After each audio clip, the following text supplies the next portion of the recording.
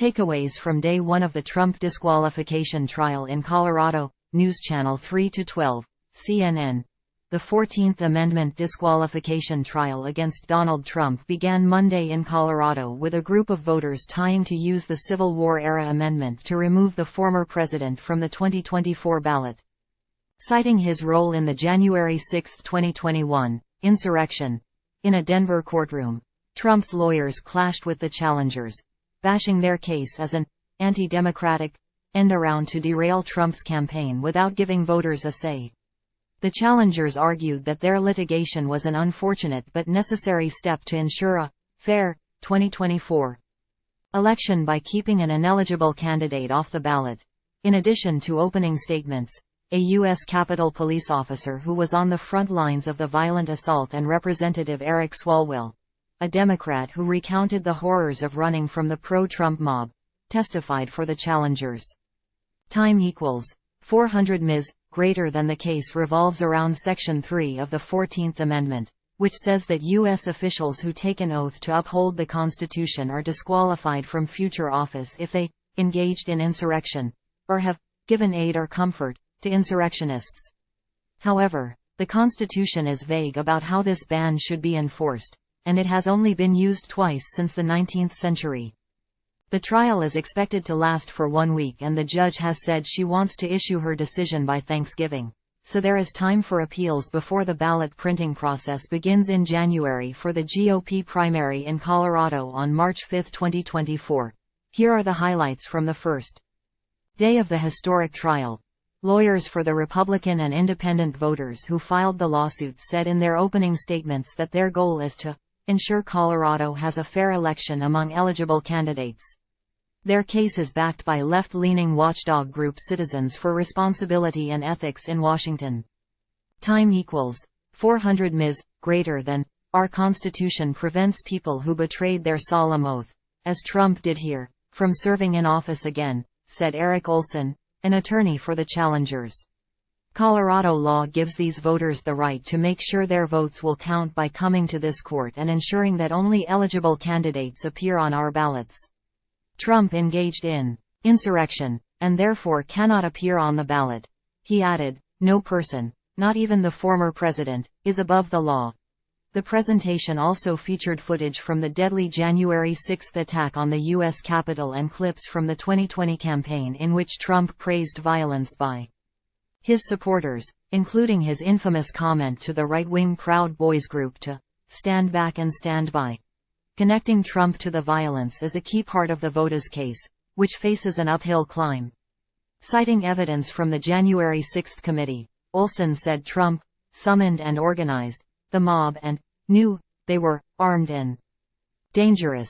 Importantly, he helped them out by refusing to mobilize resources to stop the attack, Olson said. Trump lawyer Scott Gessler, a former Colorado Secretary of State, blasted the proceedings and said the case was weak, anti-democratic, and relied on fringe theories. He urged Colorado District Judge Sarah Wallace to not interfere with the 2024 election, removing Trump from the ballot. This court should not interfere with that fundamental value, that rule of democracy. It's the people who get to decide, and this lawsuit seeks to cancel that principle, Gessler said. Time equals 400 ms. Greater than a key part of Trump's defense is that the January 6 insurrection was not actually an insurrection, as envisioned by the 14th Amendment, which was ratified in response to the full-blown rebellion that occurred during the Civil War.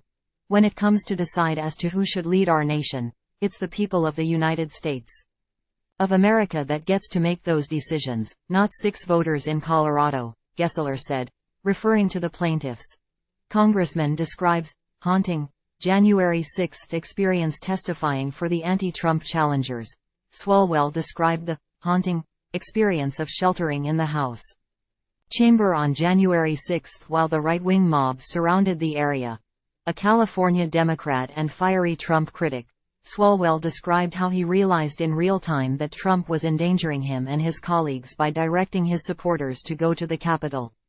The challengers used Swalwell's testimony to try to connect Trump's actions and words to the violent rampage by his supporters.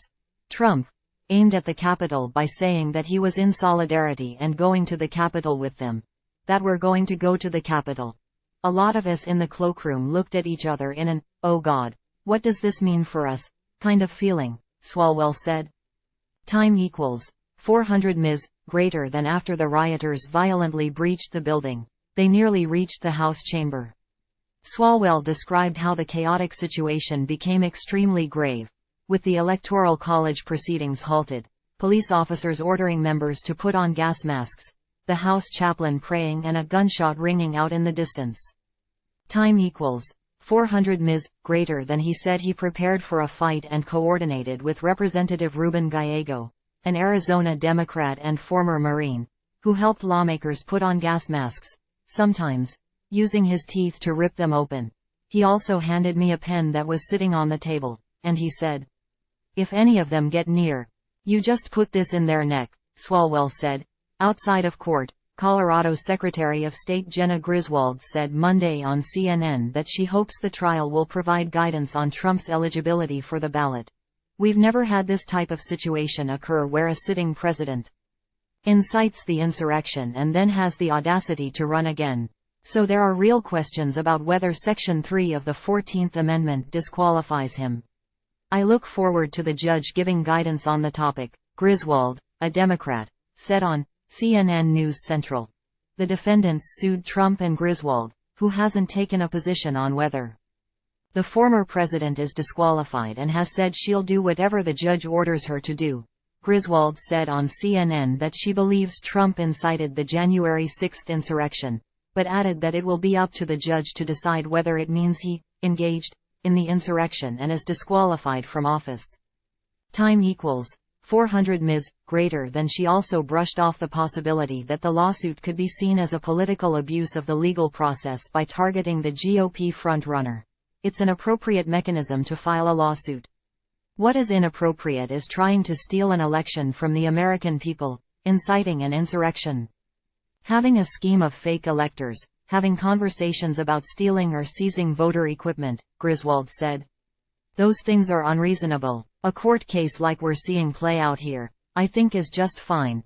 The group challenging Trump extensively used his own words against him, playing clips from his infamous speech on election night 2020 when he falsely claimed victory, and from January 6 when he urged his supporters to fight like hell at the U.S. Capitol.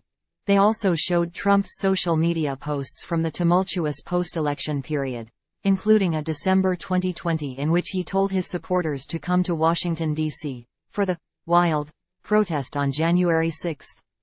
Time equals 400 ms. Greater than Sean Grimsley, one of the lawyers for the anti-Trump challengers, told the judge that the point of presenting this material was to show President Trump's state of mind and his communications to his supporters.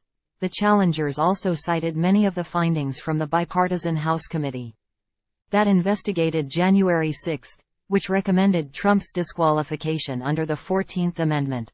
Trump's lawyers said many of the videos and tweets lacked context, and they repeatedly raised objections to letting these materials into the court record.